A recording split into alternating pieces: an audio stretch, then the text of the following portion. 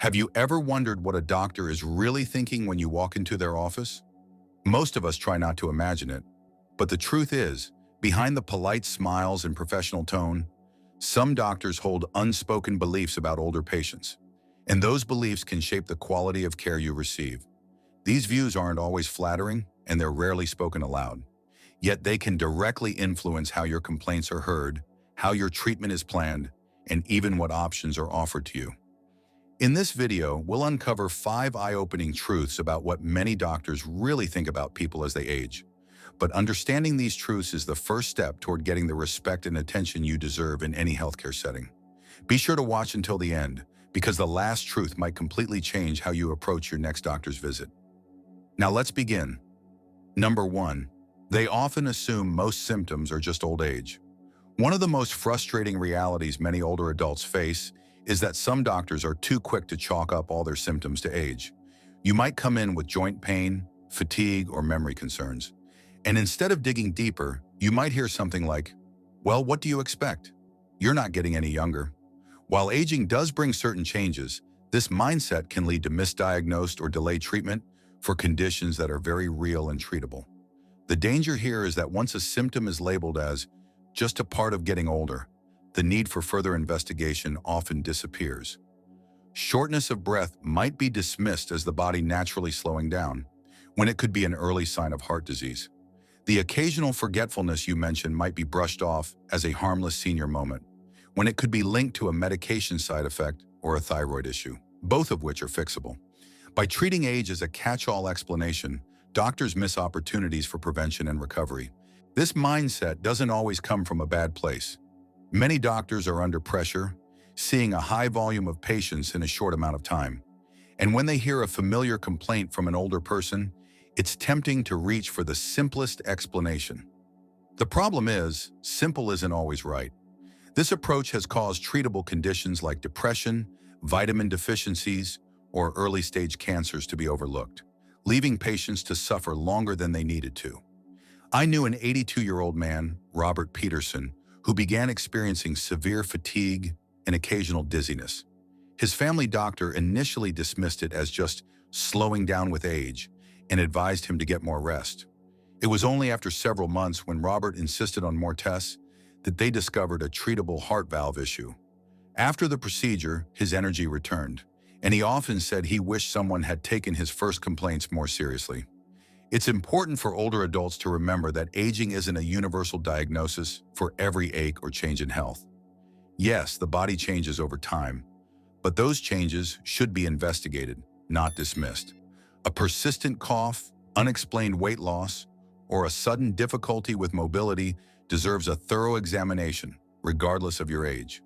When doctors take the time to look beyond age-based stereotypes, they can uncover issues that, when addressed, improve both quality of life and longevity. As a patient, it is vital to speak up, ask questions, and make it clear that you want answers, not just reassurances that it's normal for your age. You deserve the same diligence and attention that would be given to someone decades younger, because your health at 80 is just as valuable as it is at 40. Number 2, they may believe older patients are less likely to follow a treatment plan. Another unspoken truth is that some doctors hold a belief that older patients won't or can't follow medical advice as diligently as younger ones. This perception can stem from a mix of stereotypes, past experiences, or even unconscious biases. If a doctor assumes you'll have trouble sticking to a treatment plan, they might oversimplify it in a way that isn't in your best interest, or they may not offer more complex options at all. While the intention might be good, to make things easier for you, the result can be that you receive a lower standard of care than you deserve. This belief is often tied to concerns about memory, hearing, or the ability to manage multiple medications. A doctor might think, if I give him too many details, he'll forget, or this will be too complicated for her to manage. While it's true that some older adults face challenges in these areas, it's a mistake to assume it applies to everyone. Many people in their 70s and 80s are perfectly capable of following detailed instructions, keeping track of their medication schedules, and even doing their own research to make informed health decisions. When a doctor holds back on all the options, They're taking away your power to make choices that could significantly improve your health. For example, a specialist might not mention a cutting-edge arthritis therapy because they assume you won't want to deal with the extra appointments, even if you are willing and able to try it. Or they might not fully explain how certain lifestyle changes can work with medication to better manage your blood pressure. Either way, you're not getting the full picture, which means you miss the chance to choose what's truly best for you. I once spoke with a woman named Ann Simmons, who was 79 when she was diagnosed with a heart condition. Her first cardiologist put her on the simplest, most standard treatment, assuming she wouldn't want anything too complex. Ann, however, wanted to be as proactive as possible. When she switched doctors, her new physician took the time to explain every available option from A to Z, from medication combinations to diet and exercise adjustments. With a more comprehensive plan, she was able to manage her condition far better than before. This is why it's so important to show your doctor that you are engaged and ready to take an active role in your care. Bring a notepad to your appointments, ask for written instructions, and don't be afraid to ask questions if something isn't clear. By demonstrating that you can and will follow through, you help break the stereotype that older patients can't handle complex treatment plans. Ultimately, adherence to treatment isn't about age. It's about motivation, support, and clear communication. When doctors see your commitment, they are more likely to share all available options, giving you the power to choose the path that offers the best chance for health and quality of life. If you're still watching and finding this valuable, please type the number 2 in the comments below so I know you're here. And if you haven't already, I encourage you to subscribe and hit the notification bell so you don't miss a single video. Your support helps us continue creating helpful content to inform and empower you. Now let's move on. Number 3, they might prioritize younger patients in certain situations. It's an uncomfortable truth, but in some settings, doctors may unconsciously give more attention or priority to younger patients, especially when time and resources are limited. This bias doesn't always come from a place of disregard. It can be influenced by a belief that younger patients have more years of life ahead of them and therefore more to gain from aggressive treatment. For an older adult, however, this can translate into less urgency, fewer follow-up appointments, or being passed over for certain procedures that could still offer significant benefits. In a busy hospital or clinic, when a doctor is spread thin between dozens of patients, they might instinctively spend more time with someone 20 or 30 years younger, thinking their intervention will have a greater long-term impact. The problem with this logic is that it overlooks the immense value of improving quality of life at any age. A person at 75 deserves the same chance to feel strong, capable, and pain-free as someone at 40. Prioritizing based on age alone fails to consider how much timely treatment can mean for an older patient's independence, dignity, and daily joy. Sometimes this bias can affect which diagnostic tests are ordered. An older patient might be told a scan isn't necessary because their symptoms are considered part of normal aging, while a younger patient with the same symptoms would be sent for imaging immediately. In other cases, it shows up in surgical recommendations, where a doctor might not propose a procedure, assuming the recovery will be too difficult, without ever asking if the patient is up for the challenge. I remember talking to a man named Victor Anderson, who was 82 when he started having severe knee pain. His first doctor dismissed the idea of a joint replacement, saying that it was just too much at his age. Victor, however, was active, healthy, and wanted to stay that way. When he sought a second opinion, the new surgeon evaluated him based on his overall health, not just his birth date. Victor had the surgery, recovered well, and went back to the daily walks he missed so much. The takeaway here is that age should be just one factor in medical decision-making, not the deciding one. Your overall health, your mindset, and your personal goals matter just as much. This means it's crucial to be direct with your doctor about what you want from your care. If you feel you're being sidelined or that your needs are being placed below those of younger patients, it's okay to speak up or even seek another opinion. By reminding doctors that you value your time, your comfort, and your future, you help shift the focus from how long will they live to how well will they live, and that change can make all the difference in the care you receive. Number 4, they might assume your life goals are less important. Another hidden truth is that some doctors, often without realizing it, make assumptions about what matters to older patients. They might believe that by your 70s or 80s, your priorities have narrowed to simply being comfortable and maintaining basic health, rather than pursuing personal goals, hobbies, or new experiences. This mindset can quietly shape the advice and treatments they offer. If they think your only goal is to just get by, they might overlook opportunities that could help you stay active, travel, or enjoy the activities you love.